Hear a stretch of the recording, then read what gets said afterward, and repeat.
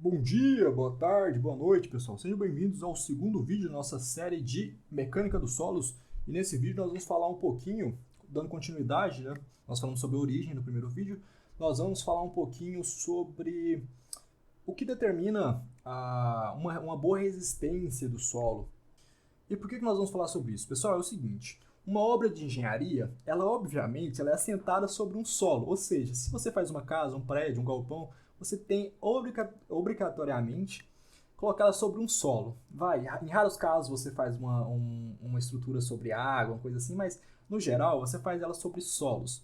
Então, se você faz ela sobre um solo, é importante você entender quais características ele tem que ter para resistir ao peso daquela sua estrutura.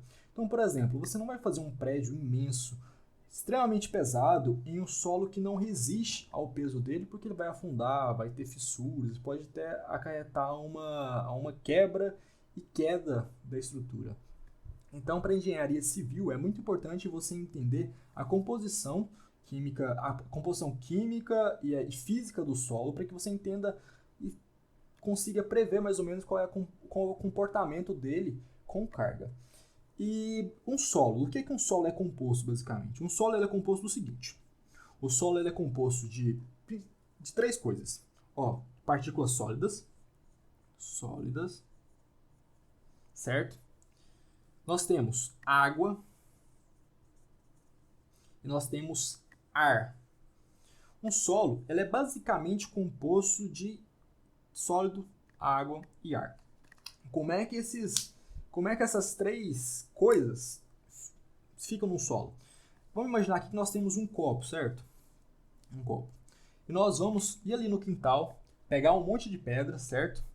E vamos pegar esse copo e encher ele com essas pedras. Então nós temos aqui pedras, o azulzinho é pedra, e essas pedras vêm aqui e enchem o nosso copo, certo? Aqui nós temos as nossas pedrinhas que estão enchendo o nosso copo. Aqui. Todas essas de azul são nossas pedrinhas, certo? O de azul são as nossas pedras. Aí,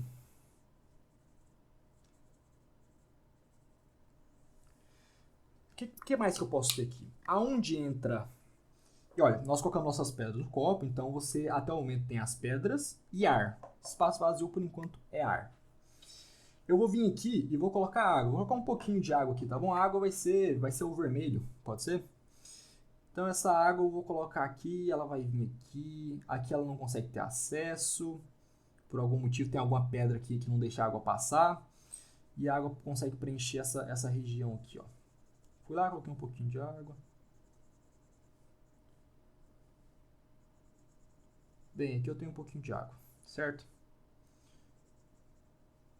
Essa região aqui não tem água porque uma pedra impediu com que a água passasse, ou algumas bolhas de ar impediu que ela passasse e tudo. Então, bem, onde eu tenho o vermelho, eu tenho a nossa água. Então, o que sobra é o nosso verde, que é o nosso ar. Então, pessoal, um solo ele é basicamente composto disso. Sólidos, que é o nosso azul, sólidos, e vazios, vamos dizer assim. Os vazios compõem água e ar, certo? Então essa é a composição básica de um solo, e é mais ou menos assim a disposição de um solo mesmo, sabe? Ele funciona mais ou menos dessa maneira.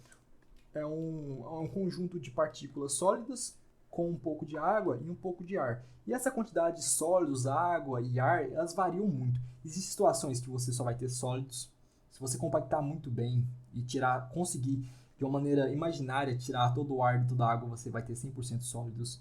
Você consegue ter um sólido seco, então não vai ter água. Você pode ter um solo saturado, ou seja, se você pegar um solo e deixar ele lá 24 horas debaixo da água, você não vai ter ar, você vai ter só água. Então, assim, existe todo tipo de combinação que você imaginar de solos, com porcentagens diferentes desses três materiais, mas no grosso modo, um solo é feito de sólidos com água e com ar. Então, para a gente entender a resistência do solo, nós precisamos entender, então, sólidos, água e ar. E pessoal, nós vamos entender primeiro a parte dos sólidos, tá bom? Nós vamos começar conversando para tentar entender primeiro os sólidos, combinado? Pessoal, a primeira coisa que vocês têm que ter em mente sobre os sólidos, para entender a relação dele com a resistência do nosso solo, é o tamanho das partículas. Ele é o primeiro fator que influencia na resistência de um solo. Então, basicamente, se o tamanho do grão, se o tamanho do sólido do nosso solo determina a resistência, quer dizer, então, Bruno, que quanto maior as nossas partículas, mais resistente o nosso solo? Não necessariamente. Pode ser que em alguns casos sim, pode ser que em alguns casos não, mas não necessariamente. Qual que é a regra principal? Não regra, mas em 90% dos casos, qual é o solo mais resistente? Pessoal, um solo resistente, ele é aquele solo mais completo, bem entre aspas, que é o seguinte. É um solo que tem partículas grandes. Ó, então nós temos partículas imensas aqui, sabe? Então, como nós temos partículas grandes, nós temos grandes vazios aqui, certo? Isso aqui é um vazio, isso aqui é um vazio, isso aqui é um outro vazio, e aqui nós temos o nosso copo, certo? Desenhar um copo aqui. Nós temos vazio, vazio, vazio, vazio, vazio, vazio. Nós temos diversos vazios com grãos bem grandes. Esses grãos aqui, ó, são bem grandes. Isso é um solo resistente? Não, nós temos muitos vazios, isso não é um solo resistente, não é bacana. Nós temos espaço para ter mais matéria, para ter mais grãos aqui. Então, esse não é um solo resistente. Como é que eu faço para esse solo ficar mais resistente? Eu venho aqui, ó, e coloco partículas um pouco menores para ocupar esse espaço, ó. Então, eu venho aqui e coloco mais algumas pedrinhas menores. Essas pedrinhas menores, elas vão preencher esse espaço vazio.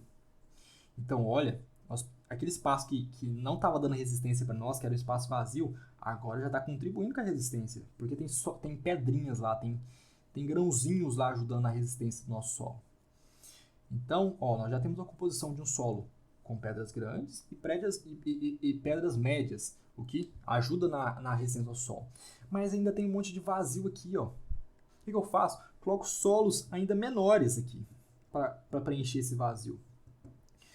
Pessoal, então o que eu preciso que você entenda aqui? Pedras grandes têm resistência bacana, tem todas as suas vantagens, mas o ideal mesmo é um solo bem granulado. É um solo com diversos tipos de tamanho que preencha todo esse vazio para que o solo tenha muita resistência, para que ele não tenha números grandes de vazio, para que ele não tenha grandes espaços com ar ou água entre nossos grãos.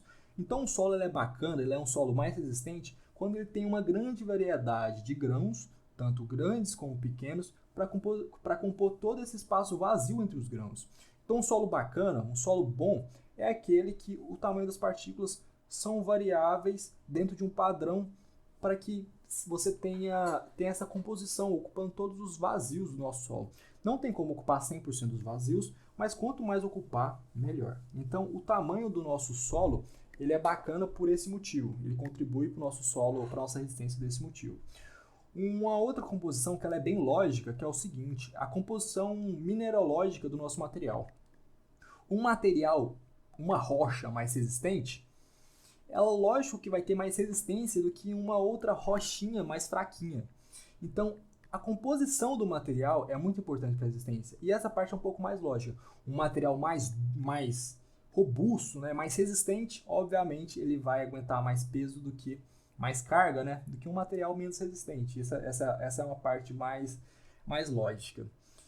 E pessoal, eu falei aqui lá no começo, lá na minha primeira explicação, sobre o tamanho das partículas, sobre a importância do tamanho das partículas.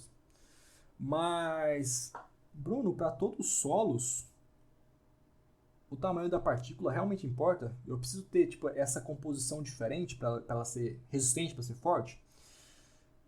Não necessariamente, pessoal. É o seguinte, eu vou abrir mais uma seção aqui. Via de regra, quando nós falamos de areia, pedregulho e materiais que, no geral, têm dimensões maiores do que a areia fina, né, que a areia. A partir de areia, todos os materiais que os grãos são maiores do que a areia, essa composição de grãos maiores com grãos menores ajuda muito na resistência. Então, para a areia, tudo isso que eu falei até agora vale e funciona muito bem. Mas e para a argila? Para a silt? Será que essa parte de tamanho da partícula vale? Será que ela é importante? Bem, pessoal, é o seguinte. Quando nós falamos de partículas maiores do que a areia, ou seja, quando você vai lá no ensaio no laboratório com a peneira 200, a peneira 200 ela é o seguinte, peneira 200. A peneira 200, aqueles buraquinhos da peneira lá, ó, tem um monte de buraquinho, certo? A peneira, esses buraquinhos aqui, ó, eles têm esse comprimento aqui, ó, de 0,075 milímetros. Ou seja, esse espacinho tem 0,075 milímetros e esse aqui 0,075 milímetros. Então esse buraco tem 0,075 milímetros de comprimento das suas laterais, né? nas suas laterais, né? Desse quadradinho que forma a peneira. Se eu estou lá peneirando e o material passa por essa peneira, nós temos uma argila e um silt. Se ele fica retido nessa peneira, ou ele é uma areia, ou ele é um pedregulho, ou ele é algum material maior. Em outras palavras, se ele fica preso nessa peneira, ele é chamado de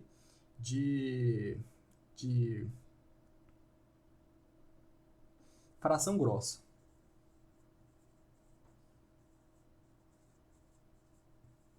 Se ele ultrapassa essa peneira, ele é chamado de fração fina. E pessoal, voltando ao que nós estávamos falando, eu falei que o tamanho do grão influencia muito na resistência do solo. E isso vale para argila ou não? Ou vale só para areia? Pessoal, tudo que eu falei até o momento relacionado ao tamanho dos grãos, ele vale apenas para a fração grossa.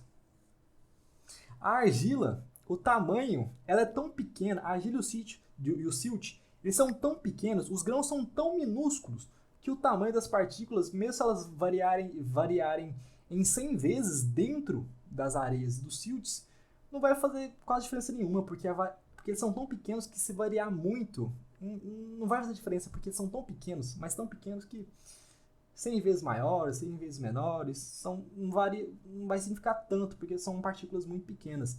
Então, o tamanho das partículas não equivale, não é uma boa forma de se avaliar a resistência de um solo de argila ou silt.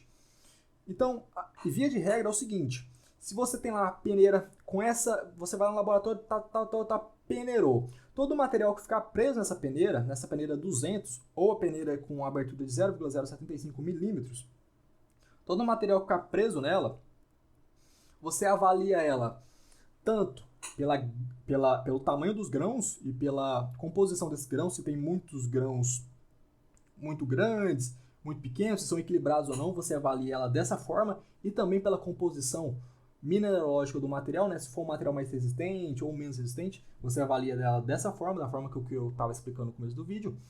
E se for argila, como é que a gente faz? Se a gente for lá peneirar, ela passou por essa peneira, eu já vou saber que é uma fração fina, já vou saber que é argila ou silt. Como é que eu verifico se ela tem uma boa resistência ou uma má resistência? Pessoal, é o seguinte,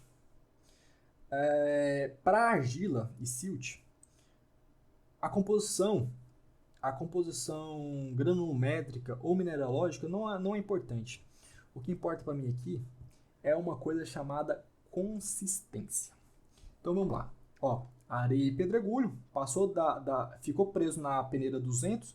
Eu verifico o quê? Verifico o tamanho dos grãos, qual é a proporção desse tamanho dos grãos pequenos com grãos grandes, vejo se está bem equilibrado e vejo também do que é feito aqueles grãos.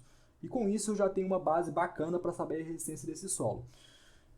E agora nós sabemos que para a argila e para o silt é totalmente diferente. Nós temos que levar em consideração um outro fator, esquecer os fatores antigos e levar em consideração o fator consistência.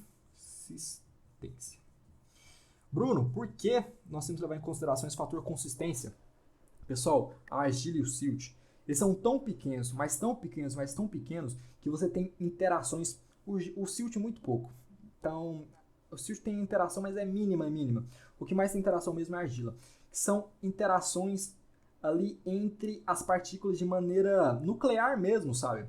De uma partícula atrair a outra.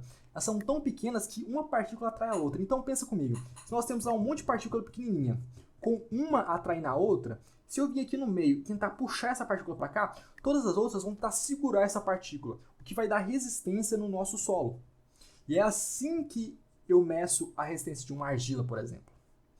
Eu vou lá e estou vendo aquele monte de partículas de argila, que é mínima, mínima, mínima, e todas elas se atraindo uma para a outra. E com isso, com elas se atraindo, eu meço o quão difícil é de eu pegar e puxar essa partícula.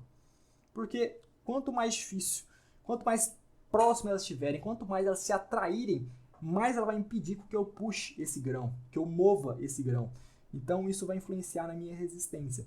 Então é por isso que no caso de argilas, de partículas pequenas, principalmente a argila, o silt, a gente quase não faz isso, nós medimos a sua resistência por conta da consistência, que é por essa coisa da gente conseguir verificar o quão a atração nessa argila é forte para a gente verificar a sua resistência. Pessoal, eu não vou entrar no mérito de como que isso é feito num laboratório e tudo, porque é chatinho mesmo. Mas, só para matar um pouquinho a curiosidade, é o seguinte. Nós temos um aparelhozinho que ele é como se fosse um círculo assim, ó. Aconselho vocês a procurarem esse ensaio no YouTube, caso vocês tenham interesse. Que aqui a gente coloca a nossa argila, por exemplo. Nós vemos que qual é a nossa argila. Nós viemos com o material, com uma espátula, e fazemos um rasgo aqui no meio, ó. Então essa argila fica com um rasgo. Esse aparelho, ele tem uma manivela aqui, ó. A gente gira essa manivela, essa boca de metal sobe e cai de uma vez e bate no outro metal. E a tendência é, como isso aqui é uma cuia, né? Que essa parte da argila se mova para o centro e que essa outra parte também se mova para o centro. A ideia é o seguinte, é encontrar com quantas pancadas esses dois lados vão se unir e fechar essa fenda. Que aí a gente consegue medir a consistência e com isso nós conseguimos com algumas formas achar qualquer resistência no nosso solo por conta dessa atração entre as partículas. Eu sei que não ficou claro, que esse ensaio é complicadinho, ele é chatinho de fazer. E tem um outro ensaio também, que é um ensaio só para matar a curiosidade, que também serve para a gente fazer essa medição, que é basicamente nós pegamos essa argila, colocamos só um pouquinho de água mesmo, mínimo, e vamos enrolando ela, tentando não fazer com que ela parta de tão fininha que ela tá, sabe? Nós fazemos ela bem fininha, com em torno de 3 milímetros, enrolando, com ela bem sequinha, e para ver se ela vai para ver se ela vai se arrebentar, sabe? Eu sei, não tá claro, eu sei que tá complicado, é uma coisa visual, é uma coisa de laboratório. No seu dia a dia como engenheiro, você não vai precisar saber disso, não vai precisar fazer esse ensaio, você só precisa saber que ele existe, tá bom? Se você tem curiosidade de saber como é que esse ensaio é feito, como é que ele funciona, eu aconselho ver vídeos que vão aprofundar nisso e mostrar esse ensaio na prática aqui no YouTube. O que vocês precisam entender desse vídeo é o seguinte: como que você mede a resistência de uma areia, da fração grossa do nosso solo? Ou seja, materiais que ficam presos na peneira de 0,075 milímetros, ou a famosa peneira 200. Você vai lá, peneirou o solo na peneira 200, o que ficou retido? Areia, pedregulho e etc. Como é que você mede a resistência disso? Você verifica como que está o tamanho desses grãos, como é que é a proporção desses grãos, se eles estão bem equilibrados ou não, verifica qual o material que ele é feito, com isso você consegue calcular a resistência, ter uma ideia da resistência desse solo. Como é que a gente calcula a resistência da fração fina? Você foi lá, peneirou, o que passou pela peneira você pegou, lá tem silt, lá tem argila, tem tudo. Como é que você mede isso? Com esses ensaios que eu demonstrei, que ficou complicado, mas qual que é a ideia de você descobrir a resistência aqui da argila? Basicamente, a consistência. O quão uma partícula atrai a outra e não deixa ela se mover. Então, quando você está lá com um cubo um cilindro de argila, tá as suas partículas todas elas unidas, não deixando elas estão tão unidas que não deixam uma se mover, você aplica uma força aqui, elas vão ficar tão juntas, vão tentar se segurar e não vão se mover de maneira nenhuma. Vai chegar uma hora que essa força vai ser tão forte que vai fazer com que elas se soltem, mas com o insight de consistência você determina qual é essa força, qual é a resistência dessa argila. E uma coisa que você tem que saber aqui, a resistência da argila ela é determinada pela essa atração de um grão com o outro. Então, a areia, a resistência é determinada pelo tamanho dos grãos e pela composição que ela é feita, e a argila, a resistência é determinada por essa força entre as suas partículas, tá bom? Espero que vocês tenham entendido. Eu sei que é um vídeo complicado, um vídeo meio visual, acho que não tenha ficado tão bom, mas eu preciso só que vocês entendam que a resistência da areia é dada pela composição e pelo material com que essa composição é feita, e a argila é determinada por essa força de atração entre as partículas por serem muito pequenininhas e terem esse contato nuclear, tá bom? Espero que vocês tenham gostado. Vejo vocês no terceiro vídeo e até mais!